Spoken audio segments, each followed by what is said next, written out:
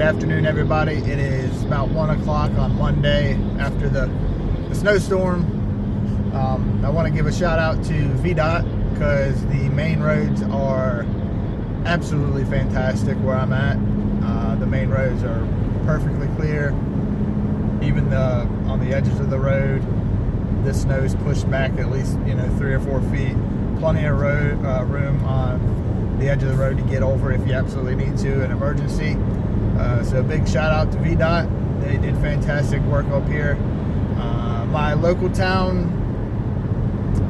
they did the best they could. Side roads obviously aren't a priority with something like this going on, so they're not as good. My roads ish sketchy, but I'm on my way to work. The main roads are perfectly clear up here, so big shout out to them. I want to talk about power going out and types of people that you're going to encounter. And it could be a grid down, solar flare, too much power pulling on the grid, making it go down, a simple snowstorm taking out power, a hurricane for extended amount of time. The power will go out eventually wherever you're at for whatever reason, right? For any of those said before scenarios, it could happen. It most likely will at some point. Martial law could happen, or an asteroid could hit, or whatever your cup of tea into the world scenario might be. It will happen. Aside from being prepared for it and being somebody that can sustain your own, as in growing your own food and producing your own goods and services and all that good stuff, you need to be mindful. We all need to be mindful of, there's like three different people, and you can see them today in today's life. Givers, takers, and contributors. Givers, it's kind of self-explanatory, all of them are, but you need to be aware of it right now. Pay attention to the people you know, people that you meet in your everyday life. Pay attention to what type of person they are. Are they a giver? Do they give without question, without being asked to give? Do they help people out in a time of need when they need it for no other reason than just to help them? And then on the inverse of that, takers. I'm sure people know those type of people. I know a couple of them. They take whatever they can get, whenever they can get. Look at the snowstorm right before it hit. Everybody in the store buying everything for themselves. You need to be aware of those people now. So if the power does go out for an extended period of time, for whatever said reason we just discussed, you can avoid those people or not bring them into your group or not trust them. The takers are going to take whatever they can get for their own selfish reasons, whatever that may be. And then contributors. And we know people like that as well in our lives. People that contribute and they help. They're not so much givers and they're not so much takers, but they contribute. They help out. A giver is amazing. They help out with what they have. If they have extra, they give, right? If you have extra, you're more than happy to give. Contributors are the best people that you're going to want to have, because a giver, when they run out, they're going to stop giving. A taker, obviously, is going to take whatever they can get. Selfish people are always selfish. You need to pay attention now, like I said, and avoid those people. You want contributors on your team and in your family and in your group as much as possible. We all need to be a contributor. So if the power ever does go out for whatever reason, you can contribute, because I want contributors around me. I want somebody that knows how to do something. That could be a skill or some kind of know-how. If you're a mechanic or if you're a doctor, not so much to people that know how to do the small stuff, because you're going to have a million people know how to, do the small stuff. Well, I can collect firewood, or I can be a gardener. Like, you need those people too. You need people to have certain set skills in your group or your family to keep it consistent. And you also need a plan, a step-by-step plan on how to do everything and who's doing what. And having contributors in your group are going to be crucial to that. You need somebody that has an expertise in this set category in gardening. They absolutely know how to produce large-scale crops. You're going to need a handful of them, one or two maybe, whatever, however big your group is. You're going to need electrician. You're going to need a doctor. You're going to need a mechanic. You're going to need people that know specifically those set skills. Like I said, the gardening thing, most people can throw together a garden, but you're going to have a master planner on having a large scale crop for the year, because typically most people that have a garden, that they do it as a hobby, or they do it as a recreational thing. It might pertain to 20 to 30% of their yearly intake of food. Somebody that hunts, you need to have somebody that can hunt for a large party of people. You need to find the contributors now before something happens. That way, when it does happen, everybody knows their place. Everybody knows their role and their responsibility.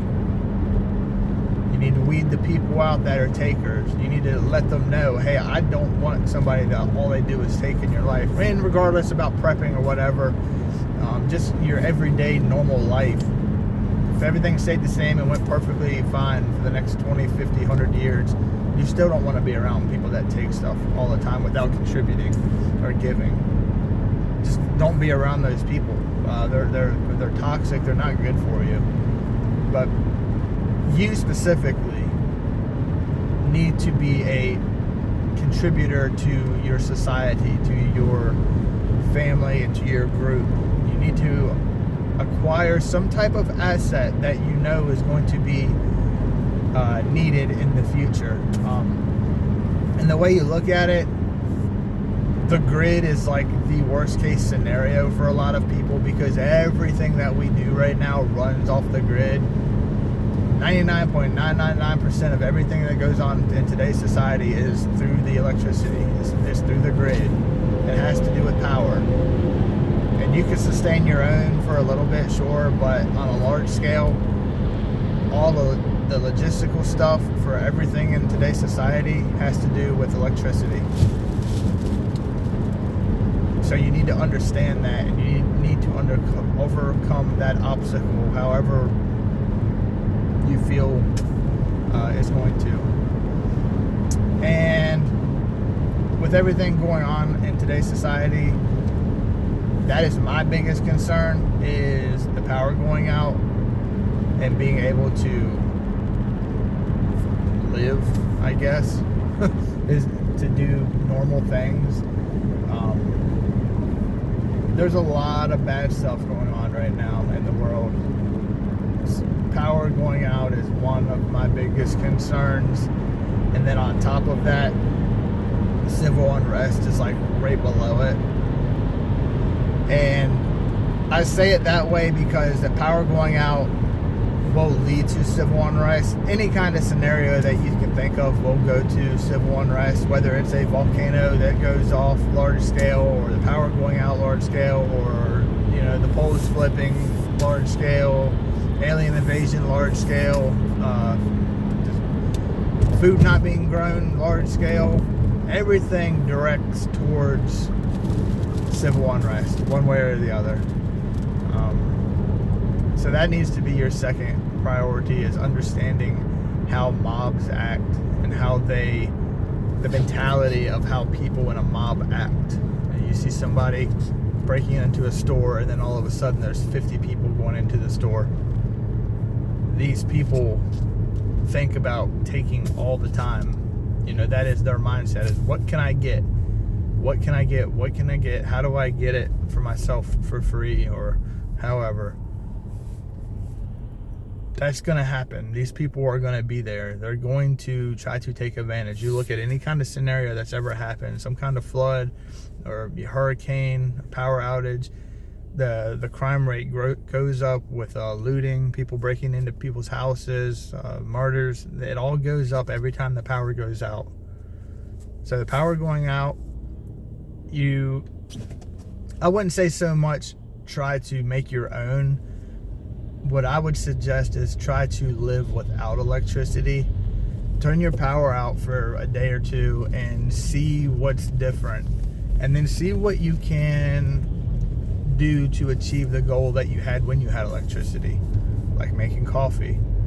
If you don't have a electric coffee pot, you can buy one of those French presses. You know, if you grind your own coffee, instead of an electric one, have a hand cranked one. If you make your own flour, have, you know, everything needs to be hand powered without electricity.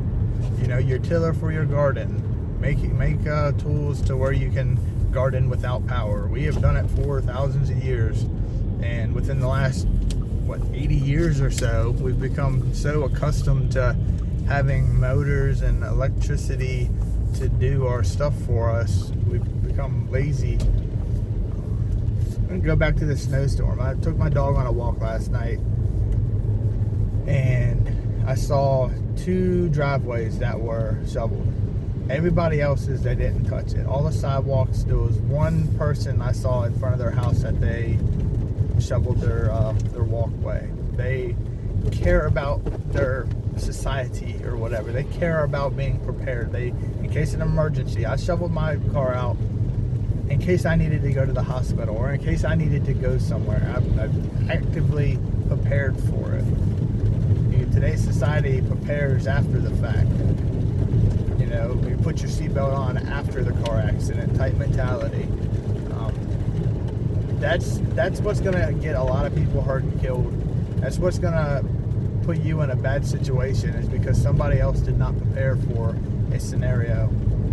So you need to understand and find a way to stay away from those type of people. Actively try to get out of the city, try to get away from the majority of that population, because that's where most of them live anyway. Because everything is so convenient. People that like that convenient lifestyle typically live in the city. And for the majority of the people like that, I'm not saying everybody, but they typically want to live where it's easy to do stuff because they like convenience and they're lazier. People that live out in the country typically aren't as lazy as somebody that lives in the city.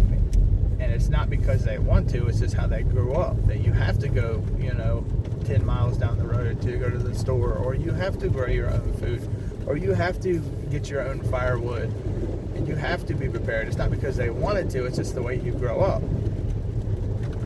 But if you put yourself in that scenario forcefully, now when things are, I wouldn't say good, but somewhat okay, when it all does happen, when all power does go down and all civil rest is all going crazy, you'll be in a better mindset to actively defend yourself and be prepared.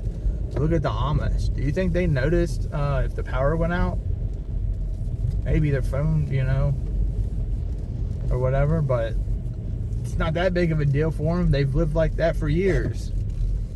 So be like the Amish. Be like a prepared person, if you will, now. So when everything goes to shit, you won't be one of those people. Anyway, that was just a thought. Be mindful of the takers of the world. Don't be a taker. Be a contributor, a producer. Be somebody that is actively involved with getting shit done versus not. Because nobody's going to want that type of person in their life. I hope y'all have a great day. I'll talk to you later.